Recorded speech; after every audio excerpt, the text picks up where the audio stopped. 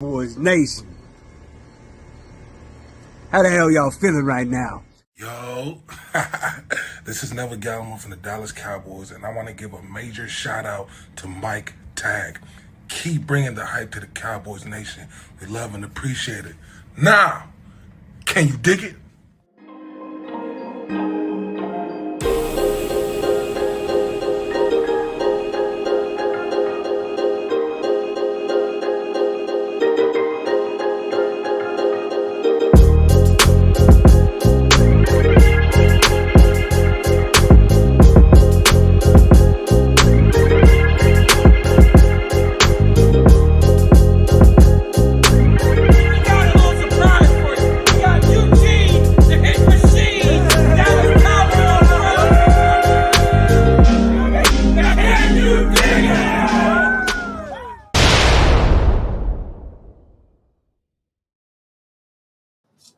What is up, Cowboys Nation? Your boy Mike Tag here with Kelly K9. We are at the Tampa Bay Cowboy Nation watch party. This is the bar where all the good stuff comes down. Only Cowboy fans are welcome. You understand what I'm saying? I thought I saw someone walking around in a Redskin. It was old school, so I'll say Redskins, Daryl Green jersey somewhere. So we're gonna have to handle that business because their beating's coming soon. That beating's coming real soon. So get ready. Get ready. Oh, no doubt about it. So, well,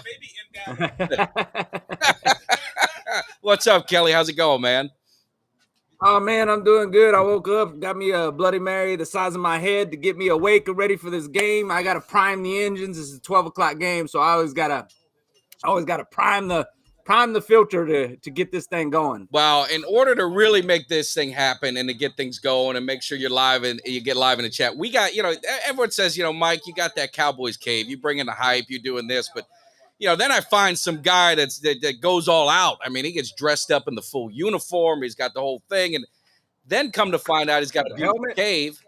But more importantly, he's a Miami Hurricane fan. So he's my brother from another mother. So we, in order to get this thing started right, we got to bring in my man, Greg. How's it going, brother? What's up? How about them Cowboys? Let's go, baby. Oh, there you go. He's ready. Baby. He's ready. He's ready. Dressed for the nines, baby. Let's go. Put me in. Put me in. Well, we might need you. We're gonna see what happens. But how are you feeling? You're coming off the bye. Everything looked healthy. Now we got the whole Tyron Smith, which is no surprise, right? Is he gonna play? Isn't he gonna play? It's just a bonus if he's ever out there. But coming off the bye, how are you feeling about this game against the Rams? They're a team you don't want to sleep on, right? Well, I'm feeling good. We came off the bye. I think that we got everything together. I got a little echo, but we came off the bye. I think that they got everything together. I think they made some corrections during the downtime, and I think we're ready. But I hope they come out slinging. They come out slinging that ball.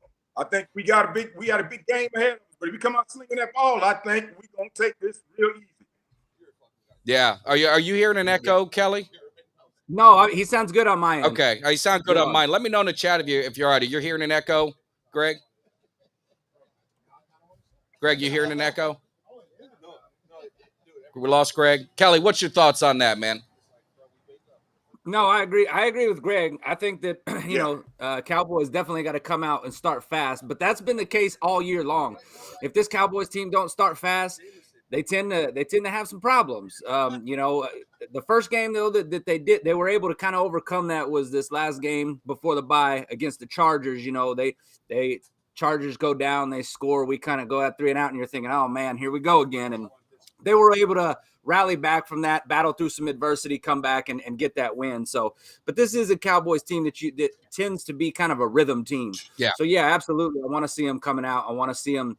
Hopefully they've cleaned the things up in penalties. I'll be looking towards that. Penalties, see how many penalties we get last game before the bye. A lot of penalties. Got to clean that up, man. Can't have no self-inflicted wounds when you're playing teams that are, that you should beat. And the Rams are a team that we should beat. You don't want to lose that game heading into a divisional game next week against the Eagles. So, I look to them to come in here, and the key for me is going to be that defense stopping those wide receivers of the Rams and Nakua and Cooper Kupp. Yeah, and I would just get you guys' take on that. So looking at the offense, I mean, the Rams They're sixth in the NFL. Take it for what it's worth. These are the stats. I mean, it can kind of be manipulated. It's only been 6 games, so it is what it is. But on the defensive side with the Rams, they're 13th. They're 20th against the run. I mean, initially I'm thinking, man, we got to get cooked. We got to get our wide receivers should be exploiting this defense. But maybe it's Pollard. I mean, what do you guys think? How do you see us attacking their defense? Well, I'll tell you, our front line has really got to be on point today. I mean, Giannis, Tyron right now is kind of questionable, but they got to be on point today. Because if they're on point, they can keep Sam Darnold out and keep those edge rushers from sneaking in and give Dak some protection, then we can put up the points. And as far as the DBs, they got to play their best game today. They got Cooper Kupp and Puka Nacua. And I'm telling you, those boys going to be all over the field. They're going to get open, but our DBs got to play some of their best game ever. And the play selection has to be like the old school Air Coryell. We open it up. Then when Pollard comes out the backfield, they'll have to play that dual threat. Blocking for and protecting Dak, DB's playing their best game, and Air Coryell, and I think we'll keep the Rams off balance.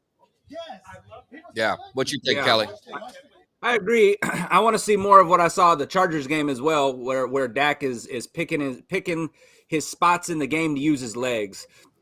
If things break down the field and that field opens up, Dak can use his legs. We've seen it, and we know how dangerous he can be when he chooses to do that.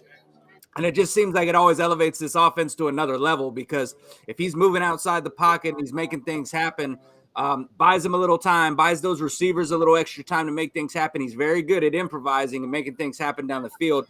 So I want to see a mobile Dak Prescott. I don't want to see him necessarily running the ball all the time. He's no Lamar Jackson. We know that. But picking his times in the game to do it, especially down in the red zone, man. You put that ball in the belly of Pollard and pull that sucker out. How many times have we seen Dak where he could have just walked it in if he just pulled it out? Because that defense collapses. Yeah. They don't expect it from Dak. They really don't expect him to run like that.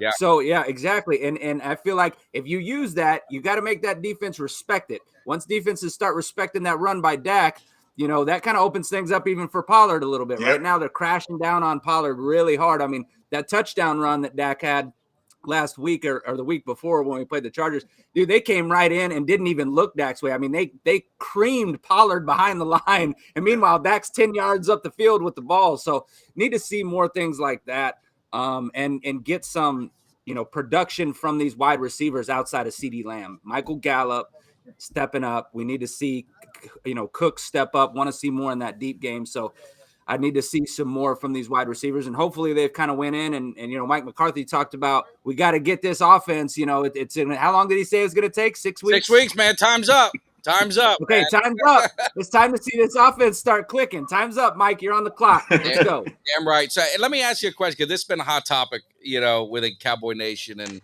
a lot of the other, content creators that do a great job, is the running game.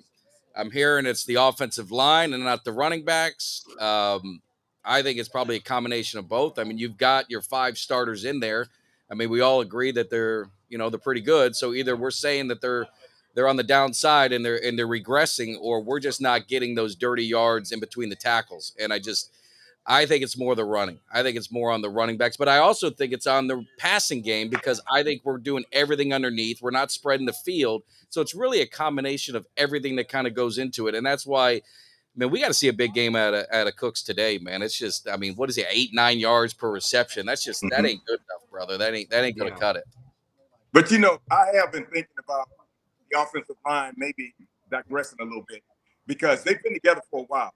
And Tyron Smith is taking a lot of punishment. And he is so dedicated, man, that he wants to play through pain. You saw the agony on his face when he couldn't play in the 49ers game and he was on the sideline. Yeah. And these guys have been together for a while. We got to understand, this is still one of the top offensive lines in the NFL. But they aged just a tad.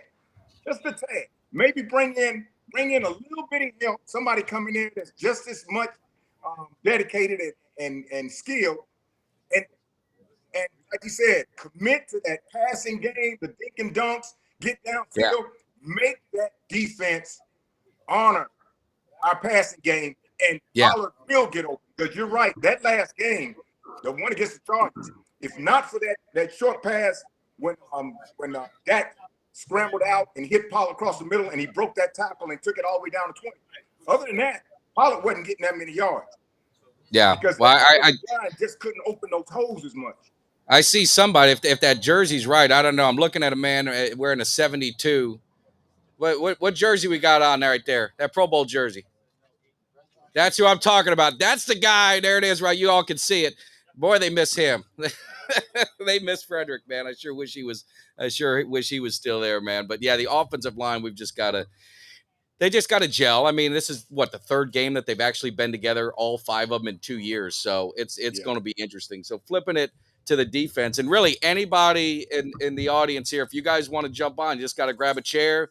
We'll throw some headsets on and you can join the discussion. But looking at the defense, how does our defense stack up against their offense? They're sixth in the NFL on offense, 7th against the pass, 15th on the rush. I don't think their running game is going to scare us very much. Where they got Henderson in there and they got some other washed up guys, right? So how do you think this is going to match up with our defense? Go ahead, Kelly. I think our defense will be fine. I like the way our DBs have been playing. I think obviously there's been we had our moment when we lost Diggs, and Diggs is out of the picture now. But I mean, we still got a crew. I mean, I don't know if anybody's seen it, but they have currently right now Deron Bland is the number 1 rated DB right now. I mean, in terms of his play defensively. So, I mean, Deron Bland's been playing out of his mind. And then when you factor in Stephon Gilmore, who has also been solid, you've got 2 really solid DBs who are going to be tested today, because it seems like Cooper Kupp is always open. I mean, I don't know how he does it. How the hell's he always I open? don't know how he man? does it, but he's always open. And but I think this defense will match up well. It's been a bye week. We've got some guys, they've gotten some rest. I'm looking for a big game from everybody, but Ultra says Micah showed up to the game in a lion suit. I hope so. I hope he keeps that lion mentality and gets after the quarterback. Because he has been pressuring a lot, but we've seen he's had a lot of pressures, but we want to see the sacks come with the pressures. So, but I fully expect this defense to do good today. I think they're going to force Stafford into at least 1 turnover. So we'll see this defense get back to turning the ball over and making some big plays on their end. Yeah. What do you think about that, Greg? Yeah, we got to put some pressure on Stafford too, because Stafford, a lot of people think he's in his whining days, but he's really not. If he gets the protection, Stafford is still a dynamite quarterback. If we put pressure on Stafford all day long, they'll have to change up their scheme and try to get the ball to Cooper Kupp or Puka Nacua sooner, and maybe play those tight ends. They play tight ends, our linebackers can encase him. But the more time he gets, the harder it's going to be for our DB to hang on to Cooper and Puka, because these guys are dynamic. So if we put pressure on Stafford all game long, it's going to force him to throw some passes that he doesn't really want to throw, and we can get big interceptions by the DBs. Yeah, no doubt about it. So, hey, let me take a minute. I just brought in there's a special guest. Is my man Woody. He's the one who I believe, hopefully I'm corrected, I think he kind of organizes this Cowboys Nation Tampa Bay party, man, and they get hundreds coming out here. Everyone talks about America's team, and we know we're America's team. We know we're the world's team. We know we do everything, but I think we're Tampa Bay's team, because I've seen more Cowboy fans around here than them Bucks, man. We just take over their stadium every time we go there. So I wanted to bring in Woody. He invited us out here. They've got a great setup. They're doing some giveaways, a Witten jersey. I see some helmets. I see some footballs. I see all this kind of stuff. And it's at Henderson's in Tampa. So I know I got some Tampa peeps. Some are here now. So, Woody, what is the good word, man? How's it going? Very good. Thank you. Kelly, very good to meet you. We got to get you out here to Tampa sometime to do the show live with us. Absolutely, man. It's thank you guys for putting this thing on. It looks like it's going to be something good today, and I appreciate what you guys do, man. Just providing a home for Cowboys Nation, a home away from home down in Tampa. Yep, I appreciate that. So let me just let you know. So we got a group called Tampa Bay Cowboys Nation here, in Tampa, obviously, and we have over 1,200 members. And every Sunday for our watch party, we get about 120 plus Cowboy fans to come out here. So it's a great place to watch the game from. Yeah, and more importantly, to all you guys out there, you don't have to live in Tampa to be a member. They do so many organizations, they do groups, they do trips. I think they've got one coming up for the Philly game. Your boy's going to be there. I ain't never seen the Cowboys lose to Philly, and ain't going to start this year. I can tell you that's going to happen. And I'm getting ready to see. I've seen us whoop Washington's ass. This is my man over here in the Dale Green. We've seen that beat down so many damn times, but. It's gonna be a lot of fun. So you can find them on Facebook. Are you on any other platforms? Do you do Twitter? We're on Instagram as well. Okay, Instagram. Tampa Bay Cowboys Nation. Yeah, so you guys follow them, man, because we're going to be doing it. We're in the Eagles, and we got my man Eugene's going to be calling in. He's going to be giving his sermon today, but we're going to be doing it. So Woody, what is your thoughts on the Cowboys? Get another opinion. They're 4-2 coming off the bye. How you feeling about it? It's time for the offense to start clicking. We've got to get Cooks more involved in the game. Had a few catches last week, but right before the bye, so we've got to get Cooks going. And I'd like to see some holes opening up for Pollard. We got to get that running game going as well. So, and also I'd like to see Ferguson. Ferguson's got to get more involved in the game. Schultz was Dak's go-to guy last year, but without him, we need those tight ends to step up, play a role in the offense. On the defensive side, like you guys mentioned, we got to get pressure on Stafford today. That's the key thing. And Cooper Kupp, right? Yep. Why is he always open all the goddamn time? Because he's a great route runner. Yeah, he is. Yeah, he is. No, he's good. He's good. So Kelly, I mean, we talked about it. So overall, we did our picks, and I'll be honest with you guys, I got to come clean. I had Dallas 4-2 coming out of the bye. I had us losing to New England, and I had us losing to the Chargers, but I had us beating the 49ers. I thought it was going to be a look ahead and then get a victory and have kind of a disappointment. So the record is kind of where it's at. Kelly, you had them at 5-1. So you look. We don't want to look too far ahead. We don't want to look past the Rams by any stretch. But you see these games. There's opportunity for Cowboys to rack up some wins. I mean, they got Washington a couple times, so that's 2 there. So we should be able to get some going. And then you got Philly. They got a daunting task about their next 5 games. So this game is really pivotal for the Cowboys. You can't continue to lose games you should win. Now, what are they, 10-0 at home? They're on this great winning streak at home. And it's funny, years ago, they could never win at home. Yeah. So now they got something going on. So this game means it's a lot for I don't want to call this a must win, but it's a pretty important game, don't you think? Yeah, it's an important game, and I think that it's funny because it's been talked about a lot that Cowboys don't have a home field advantage, and that the fans don't provide that home field advantage for the Cowboys. But I mean, the record's kind of speaking for itself. You look at the Cowboys; they've been playing pretty hot at home lately. A team that's hard to beat in the confines of AT&T Stadium. I think that will continue today. And I look for them to continue that streak. So they feel pretty good playing at AT&T Stadium. And I don't know about anybody else, but I was at the Jets game. I thought the fans were pretty good. I know me and Mike walked out of there without a voice that day, and we were, next to some Jets fans, and we were giving them the business every time that Dallas scored a play, and letting them know the game was over before it was really over. So I'm ready to see them continue that streak at home, though. They do play well at home. I do agree about right now with this defense, unfortunately, they respect our pass game more than our run game right now. And I'd like to see that change because, Law Nation, credit to him, he posted something the other day about the fact that with our run game, they don't load 8 in the box. They keep their safeties back over the top because they don't respect the run game.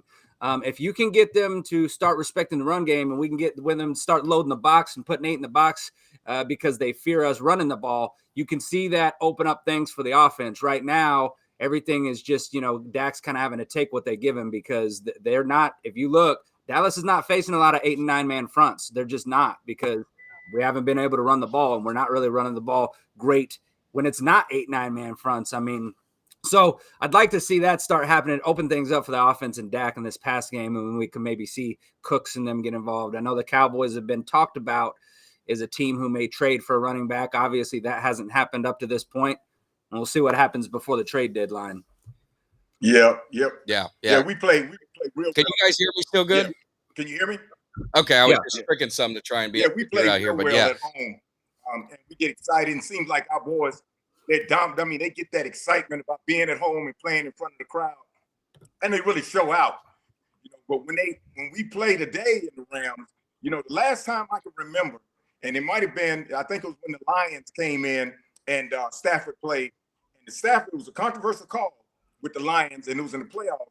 But Stafford, not that controversial call, the Lions would have beat us. Stafford has been there before. Stafford is not intimidated. And Stafford, they've done their homework in these last 2 weeks, believe me, on us. When we play at home, and hopefully we've done our homework over the last 2 weeks of their last game and see how they scheme when they have to play a team that can put the ball in the air and how the defense is going to back up and contain it. Because Aaron Donald is what everybody's going to be focusing on the defense. If we can keep Aaron Donald at bay, the other defensive linemen, they won't shine as much as Aaron Donald as far as getting the Dak. Because that's why protection is so key.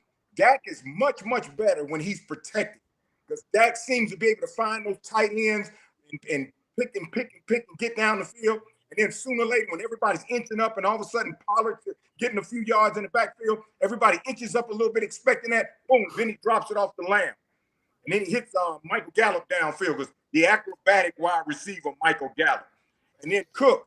Now that we got Cook, and we saw what Cook can do, if he implement Cook in there early, it's like, we were kind of planning for Lamb, and then look at the Gallup off the side. But look, all of a sudden, they've initiated Cook through the middle, and now we got to tighten up on that. As soon as you tighten up on Cook, how are you going to double team Lamb? So if you can't double team Lamb, and you single coverage on all three of our world-renowned wide receivers, there's going to be some trouble. There's going to be some trouble for the Rams. Yeah. Oh, yeah. No doubt. Go ahead, Kelly.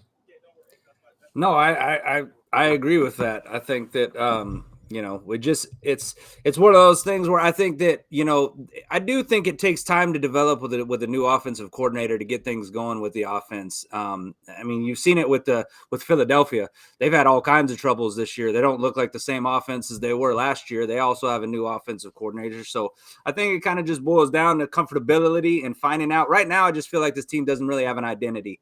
And I think they need to discover that identity, figure out what that is, and then stick with it. So, but, I feel like today is going to be one of those games where, huh? Well, let me just add, guys, I think one of the big things that's missing is we don't have that 1-2 punch from the running backs. Yeah. Yep. And so when they talk about possibly bringing in a second running back, I think really that's what we need. Yeah. Because Absolutely. Pollard is not a first and second down guy. He's the third down guy. Explode around the end, swing passes to him. But we need, that other complement. That's why I was for, getting possibly Dalvin Cook at the beginning of the year. But watching him with the Jets, I'm not sure he has anything left. No, and Kelly and I were beating the drum for another running back, and I agree with you. I mean, Pollard, we've kind of taken away what made him special. I mean, he was that guy outside, and he would just explode, and I mean, there was no stopping him. And now you got him running in between the tackles. I think it was the last game. He was 15 carries, 30 yards. I mean, that's just not going to get it done. No. I don't know if Rico's the answer for the in between tackles. So I don't know if we got the guy here, and that's why I was intrigued if they would go ahead and make a move for a running back if it made sense. But I guess the Titans said no to Henry. But I think it's going to be something they got to figure out.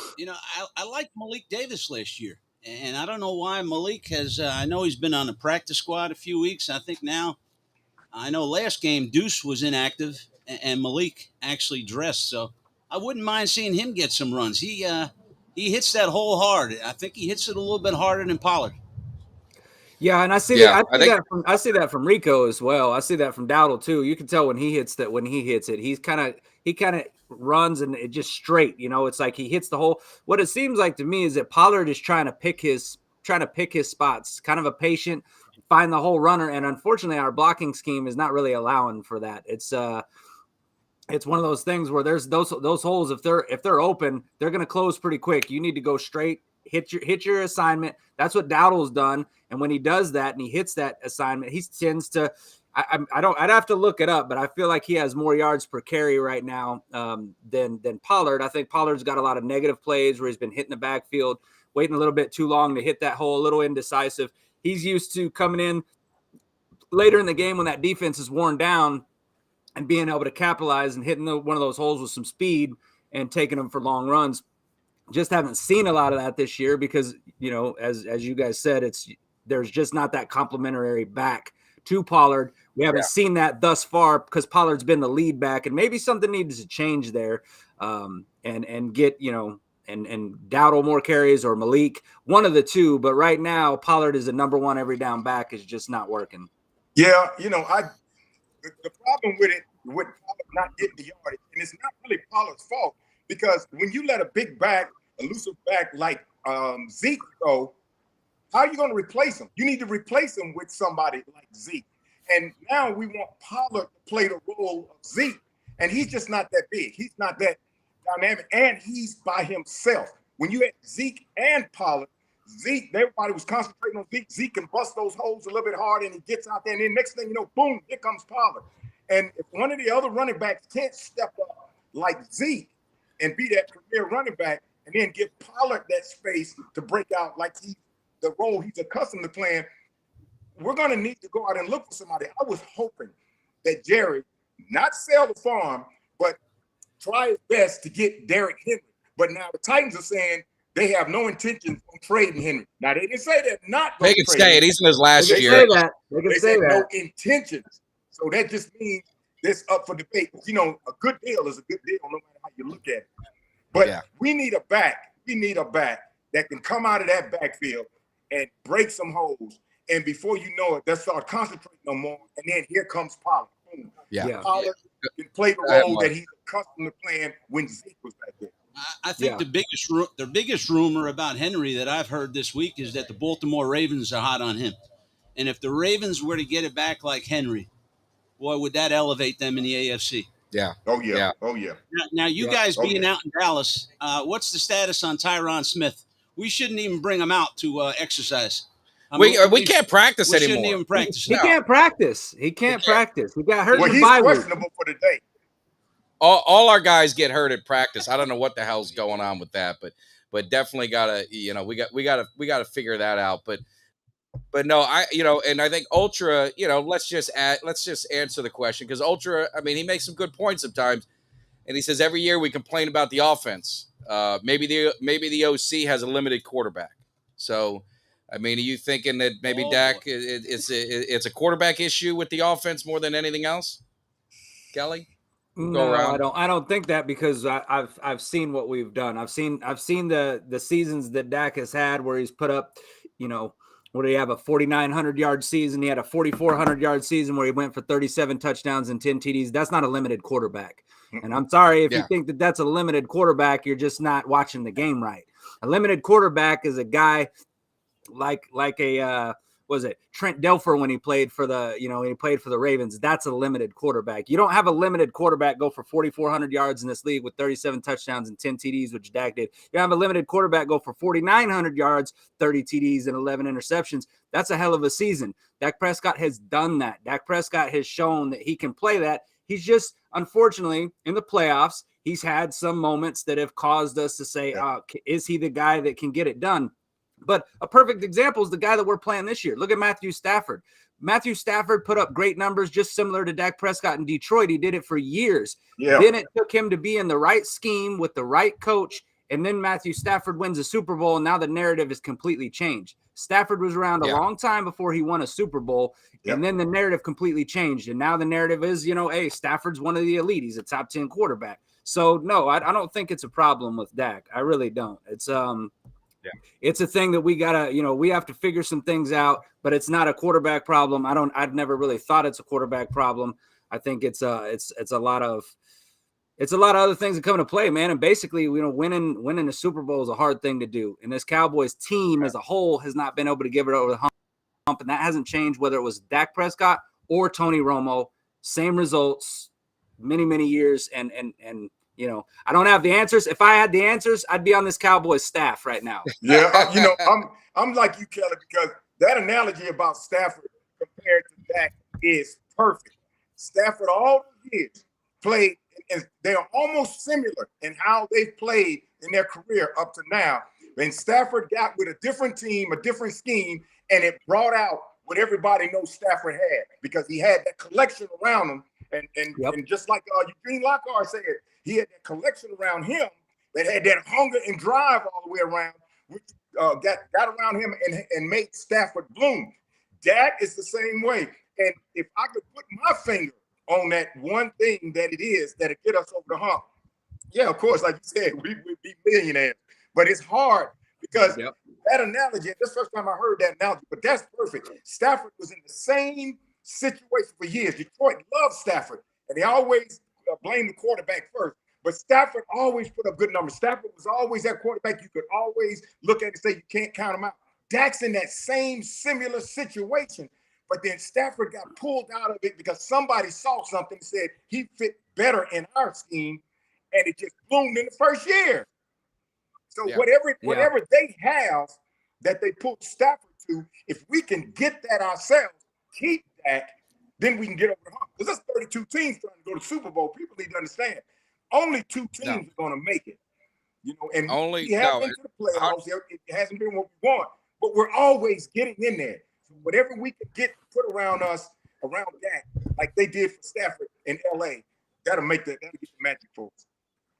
Yeah, no, definitely. And make sure you guys, I'm always bad at, make sure if you're hopping in, hit that like, subscribe, share. If you're hanging out on site, you see our little banner over there. All you got to do is scan the code. It takes you right in there, subscribe. We've got so many interviews. We got so many Cowboy legends coming into the cave. You talk about Bob Lilly, Moose Johnston, you know, hey, Super Bowl or not, Barry Switzer been in the cave, Hall of Famer Chuck Howley. So definitely hit that subscribe because we got a lot of stuff going on, and this is just the beginning. We might have to make this a routine. What do you think, Woody? Would you make this a routine? Absolutely. So, if I could just add a point on Dak, I'm one of Dak's most ardent supporters in this group. I take a lot of heat when he has subpar games, but I think the whole key to Dak is having him use those legs. We got to get him running. You know, he takes that handoff and he goes around the end. That's a whole dimension that he needs to continue to add to his game. Yeah. No, definitely. I agree, man. And for anybody that ever watched Dak in his college career when he was with Mississippi State, I mean, he obviously we're not going to have him running like we did when he was at Mississippi State, but he shows that he can run the hell out of that ball. Yeah. I mean, he can, and he is a threat. When he is doing that, it adds another dimension to your offense that those defenses have to watch for. And when they take that away from Dak, then it takes one of the dimensions away from this offense. So I 100% agree. I'm always pounding the table for Dak to run the ball more. Yeah, it shocked the Chargers. The Chargers were shocked. He faked that ball in the backfield and he took it around. He ran about 20 yards for a touchdown, wide open, because they didn't expect that. They thought, okay, Dak is in his days of sitting back in the pocket now. He's only going to run when he really, really, really needs to, and he doesn't run as he often does. So let's not rely on that. And they all just open that hole up so wide Dak could walk through it. Yeah. Absolutely. So definitely. And we're gonna have some more people popping in. I got to tell you, I saw Uncle Cheech here. And Uncle Cheech is in the house. I don't know where the hell he went. He's probably drinking beer somewhere, spending all that money, But I showed it. You didn't see it, Greg. But I mean, you see the Scudall there. That's Uncle Cheech giving you the Vegas insider, giving you those picks, giving you the locks. He had one of the locks I wasn't crazy about. He had one of these locks that Georgia and Florida. And I'm not big on giving up a lot of points in a rivalry game, but he proved to be right. He whooped some ass. So he won that one too. So he's hot. But I want to bring in I saw this. You know, a fan in the air, and we gotta get happy. We gotta get our hopes up. So the only way we can do it is we gotta bring someone on who hasn't won a Super Bowl longer than we have. So let me introduce you to special guest. Before, this is something that I think Cowboys do when they play the Niners. We had Eugene Lockhart on, and hopefully I got the right one. And usually during the off season when they bring the schedule out, we would talk. So that's kind of what we did. So that's what he said, and I think the Cowboys will do that. But let me bring my man up because I want you to defend your team. You know, you are rocking probably one of the best I don't know what to call them, Washington football team or we're a third team in 3 names. Yeah, so 3 years we're gonna. But I'm gonna go with Redskins because that's got to be Darryl Green there, one of the best Hall of Famer. The only guy that ever saw run down Tony Dorsett. I'm still amazed by that. But you're here now. Are you here hanging out with Cowboys? Are you infiltrating the group, or what's going on with you? So I live here. I'm from the Washington, D.C. area originally. I'm very good friends with Mark, and we've been doing this for a while. Before I get going, there's a funny story about 3 years ago. We always get together for Redskins Cowboys. So he says, hey, look, why don't you come meet me at this bar over in St. Pete? Courtside Grill. And what I didn't realize is it was a Cowboys watch party. So I walked in, it's the other way around. Like I was ambushed by Cowboys. So there's a very famous picture where they were taking a group picture and I just jumped in and photobombed it. Mark's working at me. But we've been good friends. We have a good time and so forth. So he told me he was going to be here. I live 8 minutes away. So I wanted to come and support him and took some pictures and so forth. But we're Cowboy. Hey, we're Redskins fans today. We agree with that. We're Redskins fans today. But I would tell you, I hope for and look forward to the days where this is the rivalry it used to be. Like when it was RFK Stadium, there used to be something in Washington. You got to understand this. It was called Dallas Week. There was coverage every week. The players were like, it's all serious. We go home. Look, tell the kids, Dad's busy. What? It was such a thing, and I look forward to us back to that. So it used to be the rivalry. I lived in Cincinnati for years, and they talked about the Bengals-Steelers rivalry, and I said, you guys don't understand. Yeah, there's a whole different level to this thing. Yeah, well, Greg, you can appreciate. Kelly, you can appreciate it. We'll start with Greg and then Kelly answer. Who's the Cowboys' biggest rival? What would you say historically? Greg, you said who's the rival? Who's the biggest? When you think of a Cowboys' biggest rivalry, who's the team that you think of? It was the Redskins. It was definitely the Redskins. Because, Thanksgiving, playing the Redskins, the game with Roger Staubach, when the Redskins knocked Roger Staubach out the game at halftime, I was mad. And then they had a big lead. And then Roger came back in that second half and blew them away. And then sometimes the Skins would come down to Dallas on that big day. And we think we're gonna run them out of Dallas, and then next thing you know, the Skins pull it out. That was our biggest rival when I was growing. See, I go back. I'm gonna age myself. I go back when I was 5 years old, and when like in the Cowboys, watching Bob Hayes and all those guys, and then really getting into it when I was 12. So I followed that Redskins rivalry for years. I used to hate when we played the Redskins because they always brought it, and if we pulled it out, I was like, yeah, we got them this year. Because it was a year-by-year thing. It wasn't like you were going to dominate them for the next 3 or 4 years. It was a year-by-year thing. But the Redskins, to me, were the biggest rival. It's funny. I thought you were going to bring up the game that I'm still traumatized by, which is the Clint Longley game. Yeah. We really thought we had you. We knocked Roger out. And this guy who no one knows, I don't know what he's done since, but he throws the 70-yard bomb, I think, to Drew Pearson. He's the guy who got his ass whooped by Roger Staubach, wasn't it? Was it, Danny? Clint Longley? Clint Longley. Yeah. So that was it. And then the other thing, no. And then the other thing about the rivalry is the year we won the Super Bowl, I think it was 90 or whatever, you guys were like 1-15, and your one win was against us. I'll say this, and I want Kelly to jump in on the rivalry. I have the ticket stub. I'll send you a picture. You give me your number. I'll message it. And that's the ticket stub from the Cowboys' only win was against the Redskins in '89. Jimmy Johnson's first NFL victory. So one day I'll see Jimmy Johnson. We try to get him on the show, but he big time me. But what are we gonna do? We got Switzer and we got Campo, but we couldn't get one of the goats. So that'll be all right. But Kelly, what do you think of with Cowboys' historic rivalry? You're more of the '90s, right? You're kind of the early '90s and late '80s. So what's your thoughts on the rivalry?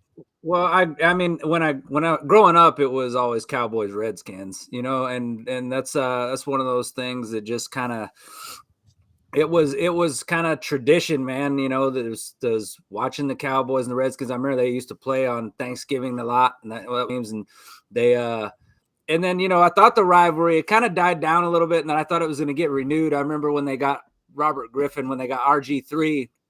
And they had that game where he just lit us up. And I'm watching it going, damn, man, they got themselves a quarterback. And then Mike Shanahan plays him on that bum knee, and then he goes and injures the knee. And I'm thinking, oh man, I remember that game though, and I'm thinking, shit, maybe. But it was all for naught, obviously but he looked promising for a while. Looked like they were going to come back and have themselves a hell of a team with RG3. And now they've just kind of been cycling through quarterbacks, which is one of those things where, as a Cowboys fan, you have to be kind of grateful for, because we've been pretty lucky about that. We had Romo, and then we kind of fell right into Dak. We've had a lot of years since we, obviously not much success in the playoffs, but with sustained winning seasons. Yeah. Where we haven't seen ourselves be horrible. So you got to be careful, Cowboys fans, what you wish for when you sit there and you talk about Dak this, Dak that. You look at teams like Washington that has not been able to find that answer at quarterback. You look like teams like Cleveland hasn't been able to find the answer at quarterback. Look how many quarterbacks they've went through. But currently now it's Philadelphia, and we all know why. It's because Philadelphia has been the more competitive team, where Washington's kind of fallen off. I mean, they don't really haven't really found their identity. I mean, they just barely found a name. We'll see if that sticks.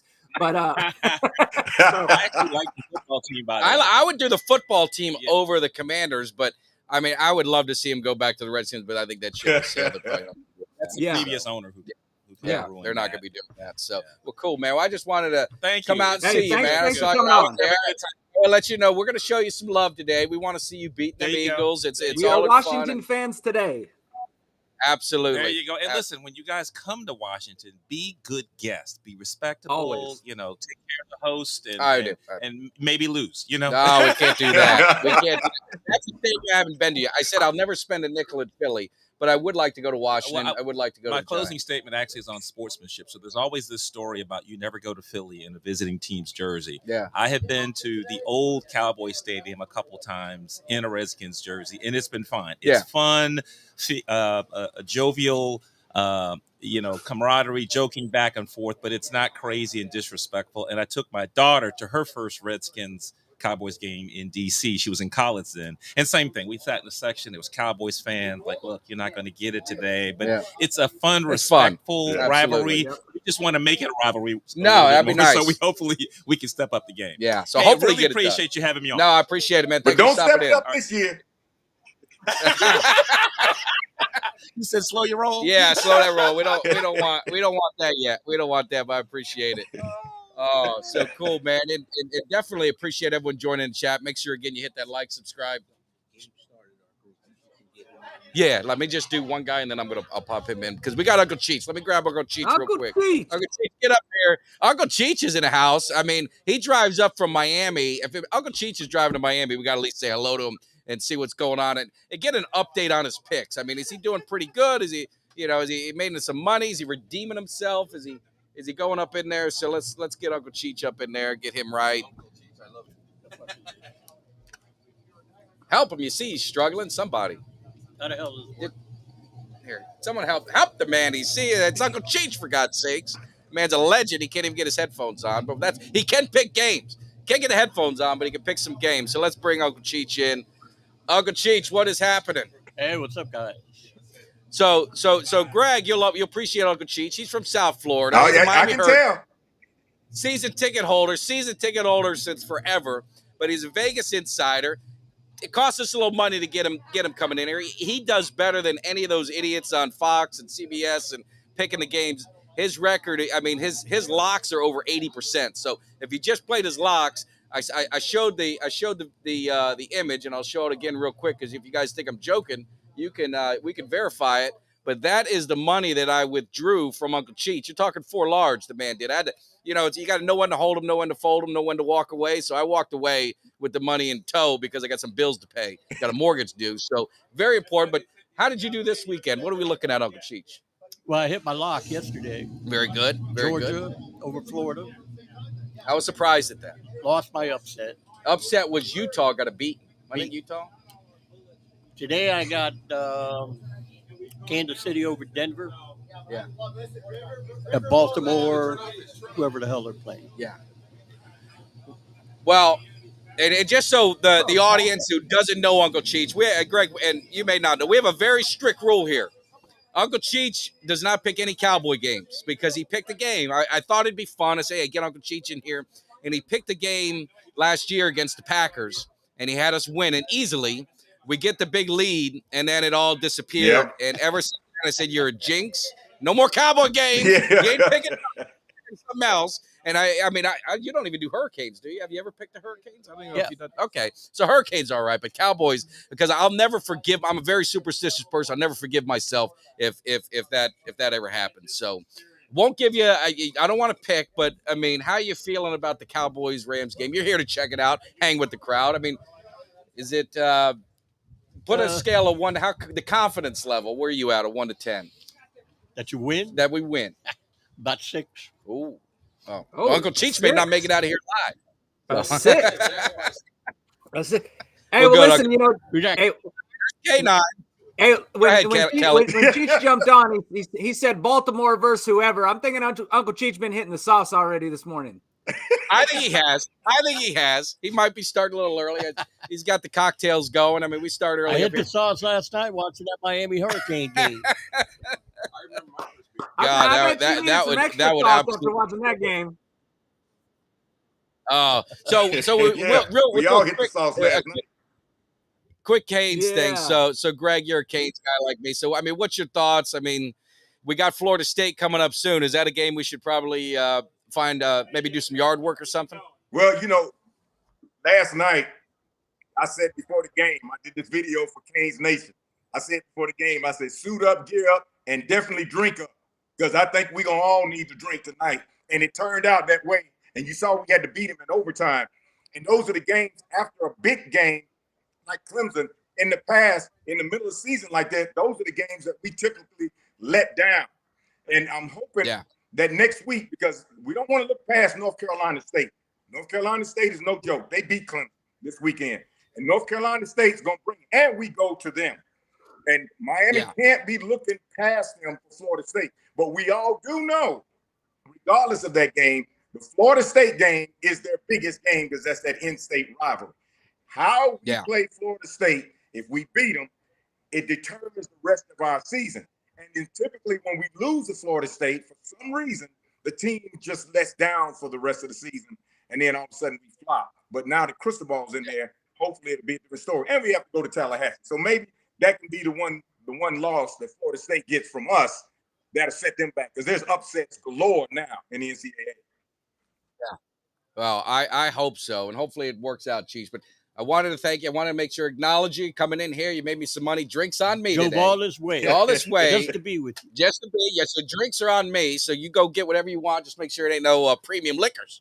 I want to get like a bucket of something. So anyway. All right. Good luck to you. All right. Appreciate it. So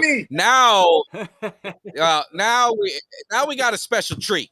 Now we're going to get a sermon. And for you guys who aren't familiar with the show, what the hell are you waiting for? You make sure you hit that subscribe button. If you're watching us, you hit the subscribe. If you're here, you got a little scan code. It takes 2 seconds. Don't be lazy and get the subscribe, because this is what I call the Sunday sermon. And we are bringing in one of the baddest linebackers in Cowboys history. We're talking about the NFL record for tackles in a season. And I told him this stat. I think the leading tackler on the team right now had like 50 tackles or something. This man had 222 in a 16-game season, was an all-pro on he was the only bright spot we had in 1989 with that team. But I'm talking about none other than Eugene Hitting Machine Lockhart. What's up, my brother? How you doing? You what, you couldn't have introduced the preacher no better. You was right on time, boy. But what you forgot to add. Let me tell you about somebody who's hungry. Yeah. Well, let me play. Let me give you the cue. Let me give you the cue. They're gonna wake up to win, and they don't understand nothing else. They're not out about glamour. They're not out about the women and girls. Give me somebody that's hungry. Give me somebody that's hungry. I need somebody. That's what we're talking about. So, hey, we need some hungry Cowboys here today. So, first of all, how you feeling? We've been talking about the surgery that you went through. Everything looking good. Everything's been promising. Yeah, I tell you what. It's been a rough 2 months for me, and when something starts to bother me, or if there's ever something that I can't figure out, that's entertain me in the wrong way. The thing that I do is I go fishing. And then before I cast the rod and reel, I start to pray. And whatever I can't figure out, I give it to God. And before I leave, I say, Lord, I'm going to wrestle with you until you bless me. And I will sit there all day and all night until I win. But yeah, the surgery went extremely well. The surgery went well. I had another surgery this past week. And in about 4 weeks, I'm having my spine has jumped out of socket, so I'm having spine surgery. But you know, as I look at it, some would say, "Man, we feel sorry for you, and now why did all this is happening to you?" And it would be easy for me to go down in a tank and feel sorry for myself. But you know, I'm not like today's Cowboys, feeling sorry. No. I'm not like today's. I'm not like today's football. Because I said, I had to remember who I am and who I was and what it took for me to be Eugene, the hit machine locker.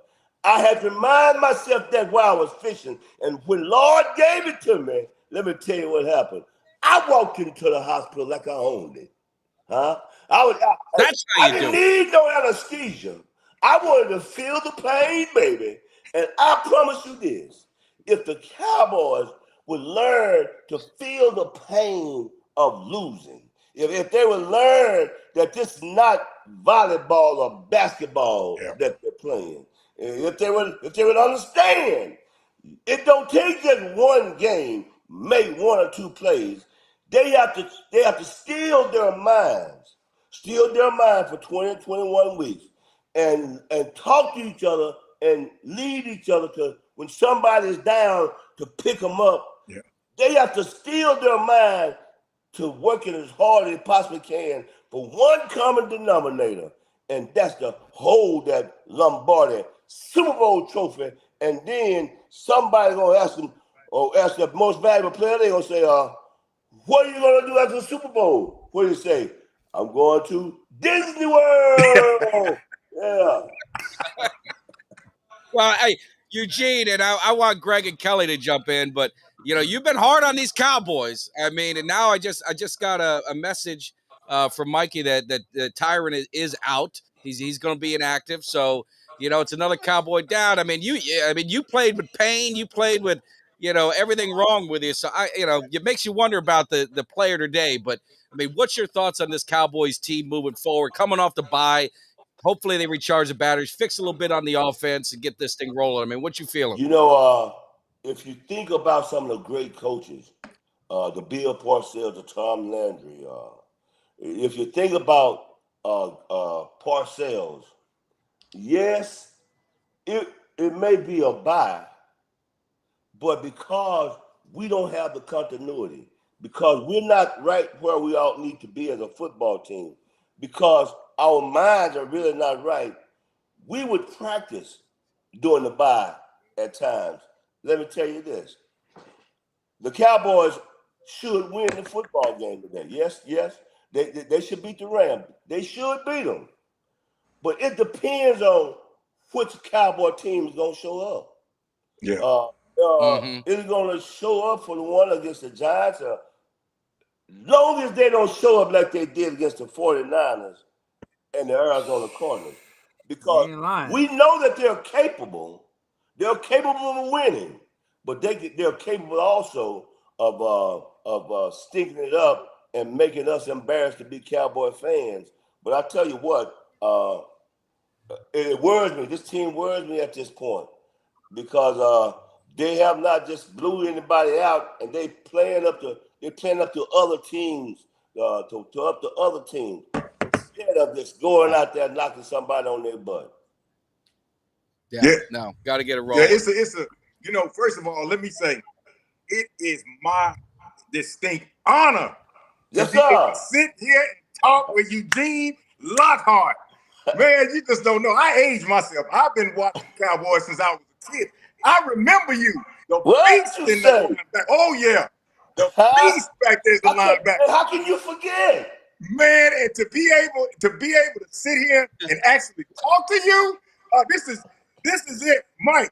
Thank you so much for this. This is it. All right, well, you did enough thinking. Start talking to him. Now's your opportunity. Here's your chance, man. Talk to Eugene. Get his thoughts. Man, what's going on? What everything that you said, Mike, Eugene, everything you said about where the Cowboys are today is spot on.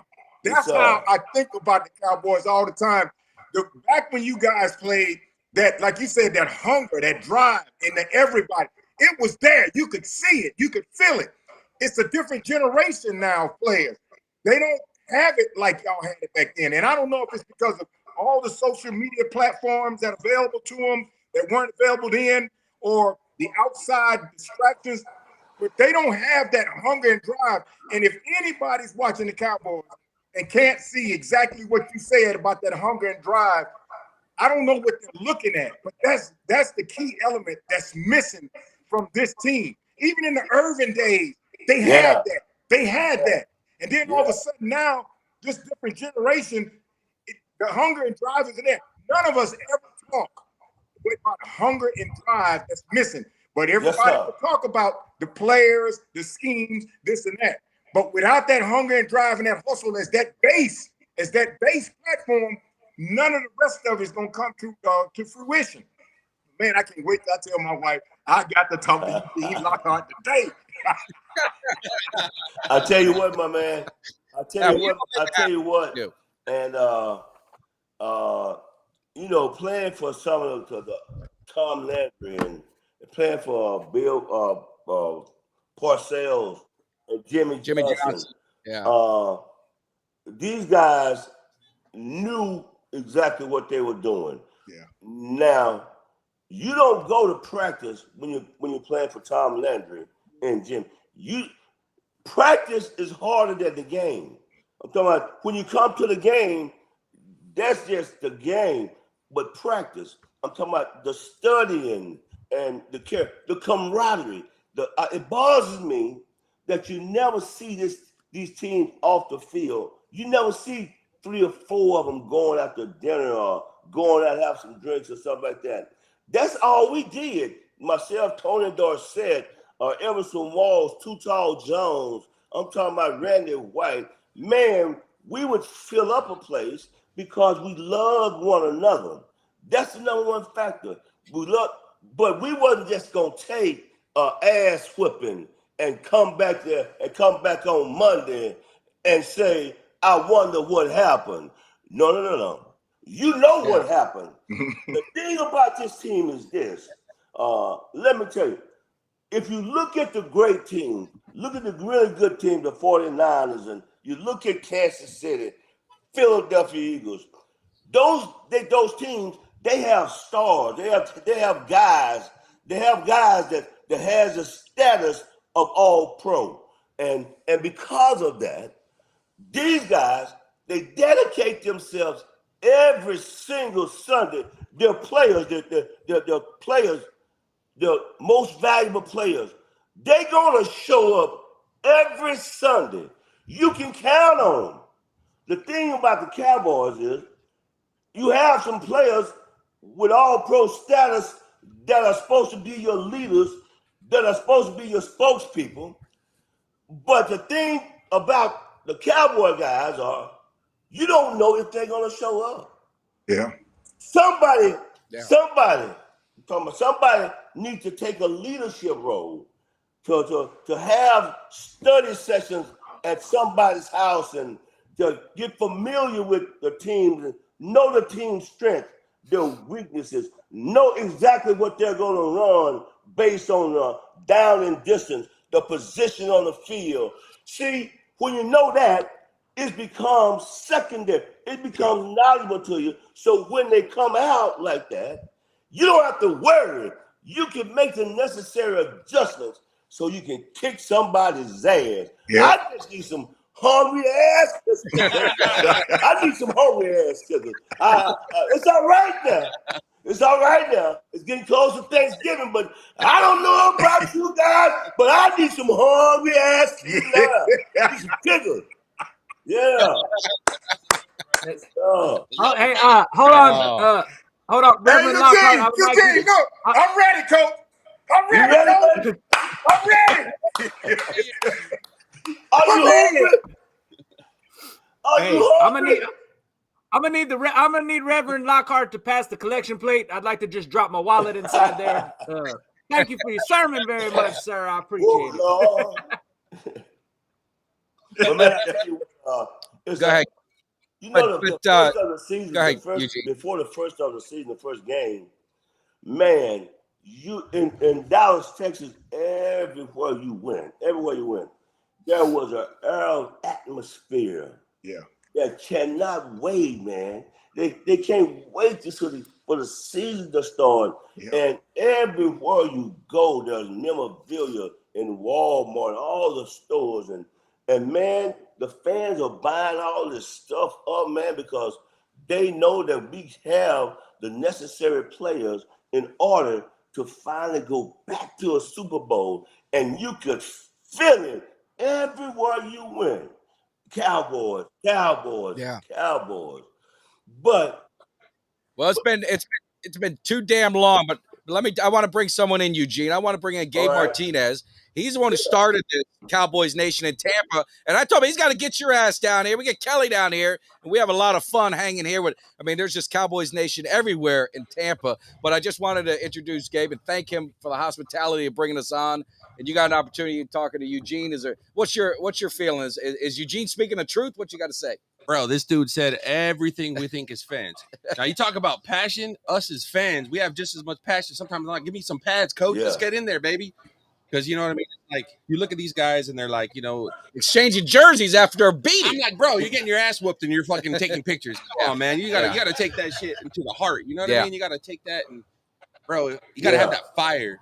So everything I said as a fan, we feel the same way. You know what I mean? It's like this group has brought so much camaraderie.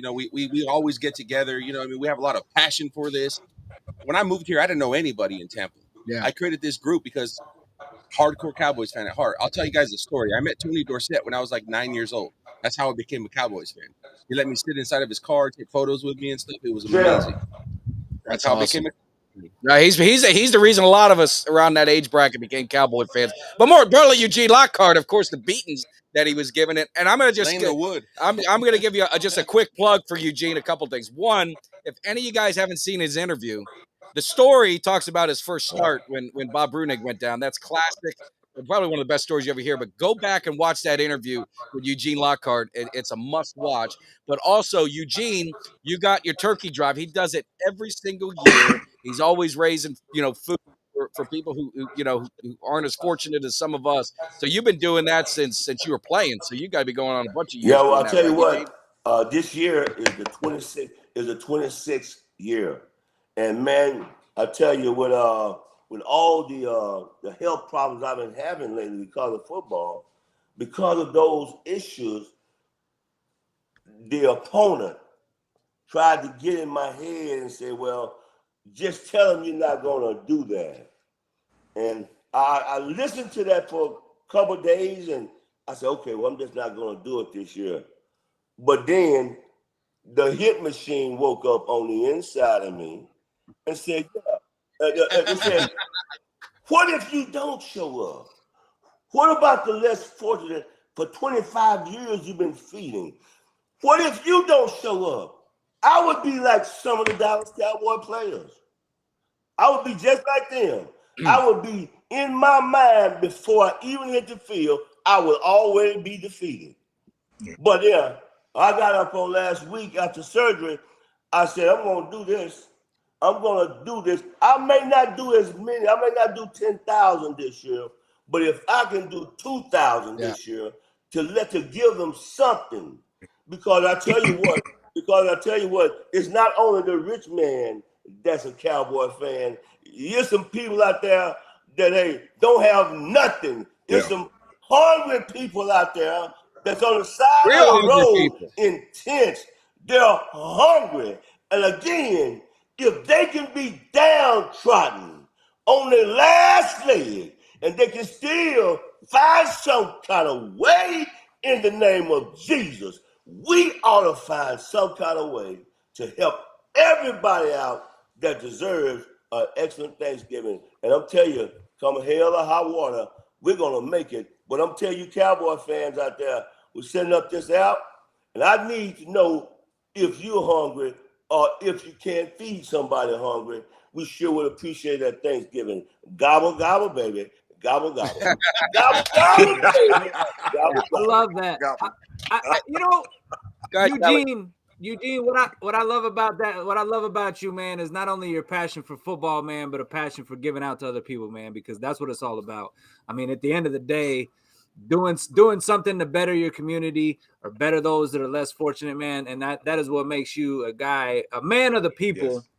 And I love it, man. I love it. It really is a great cause, man. And to anybody out there, Cowboys Nation, anybody that's Cowboys Cave subscribers watching the show, I mean, it's a great cause. And I mean, what greater cause than to give something to those that are less fortunate, man. And just, it's a great cause, man, that Eugene has got going on. So if you want to help out, definitely reach out to myself or Mike.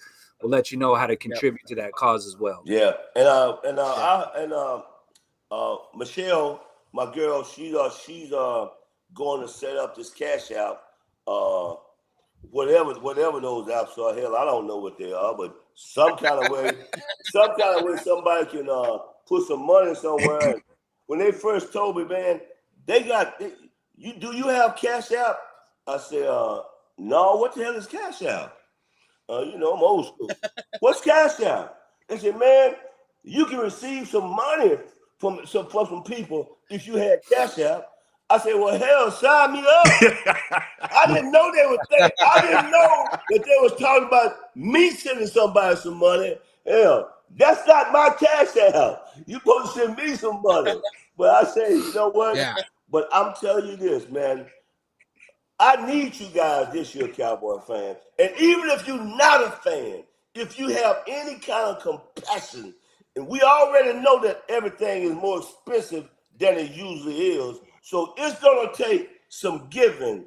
Again, the thing about me is I put my money up first. First, and every dollar that we get, it's going to the people. And what comes to my mind every year is this little old lady, and she was barely 5 feet tall, and she would say to me, she said, sometimes, and she got 13 grandkids, making $1,275 a month. Listen to this. She said, there may be days that we don't even eat. But she said, we know that on Thanksgiving, on that day, you're going to show up. And she says to me how important it is just to have somebody to recognize that everybody needs somebody. So again, Cowboy fans, I know you got it because, damn it, the game won't be sold out. And even when the Cowboys go somewhere, you're going to follow them. Again, take some of that money and give it to somebody that really needs it. Jerry don't need it, but these homeless people that's living in the tents, they need it. Yeah. So I'm just asking you right now, Cowboy fans, are there anybody hungry to get in so somebody else can give us some Cowboy fans that's hungry, that want to win on Thanksgiving Day? Hungry. Yeah. Absolutely. And we got a Redskin who we're playing on Thanksgiving, so that's even better. Whoop their ass. Aaron Jones needs him in the locker room. The dead skin. We need Eugene. So one thing, and I know you're busy, Eugene, we can let you go, but he's also on Cameo. So I don't know if you guys are familiar with Cameo in the audience or here at the Cowboys Nation watch party, but I do Cameo. He does Cameo. You get custom videos. He does shout outs, all that kind of stuff. That's opportunity where you get something back. So I've told people, you do it for me, I'm going to donate it to Eugene. Again, you do it for him, it's donations that go back to the helpful. So that way you get some value back if you want. You get something in return that's a cool video. And then also, we're going to be coming out with some shirts and some merch. We got some stuff going on with Cowboys Cave. We're going to have a Eugene Hitting Machine Are You Hungry shirt that you guys are going to be able to get. So we're going to have a lot. Yes, sir. So Eugene, I don't know if you want to leave us with any other message to get this crowd hyped up for this game, or what do you got to say? Hey, why you kicking me off the show, man? Oh, you can stay. You can stay. I was being respectful. You can stay. All right. Do you think All right. that You hang out with us. I got up and comb my hair and brush my. You think I got up? You got edged up and everything. What you see that? You're not hungry. Well, no, you hang with us because we got a special call that's going to be coming up in a little bit, and I think it's going to be something that everyone wants to hear. We're gonna move past all the BS and we're gonna go straight to the man and figure this thing out. So he's gonna be calling in. So I want you on the call because I want you to tell him how you feel as well. But I wanted to at least give Gabe another shout out for starting this thing, inviting us out here, but really a place for Cowboy fans. I said earlier, I mean, we're America's team, we're the world's team, but you set this up as a great thing for Cowboy fans in Tampa. We take over this town. Absolutely. We own this place. Yeah. So Hey, what's I going appreciate on? it. So What's going on in Tampa, brother? Well, we got this party. So I told him, I said, next year we got to get this group together. We got to take a collection, get you out, fly you out here to hang with us and watch the game so they could see the Hit Machine live and in person, mingle a little bit, When is that game? slapping backs and disagreements and all that When stuff. is that game? When is the game? When is the game in Tampa? No, we play Tampa next year, so we'll be doing it. Hey, Eugene Lockhart, what's up, baby? How about them Cowboys, baby? There it is, baby. How about them Cowboys? Hey, baby. What's up, baby? It's you, man. How old Hey, are I you? got here, man. I don't know with your jersey today, baby. I don't know. Come on. You always Hey, listen.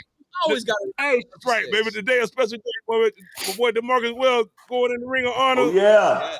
Today a special day, baby. Exactly. So everybody get your and we're gonna win by 30 today, baby. I like it.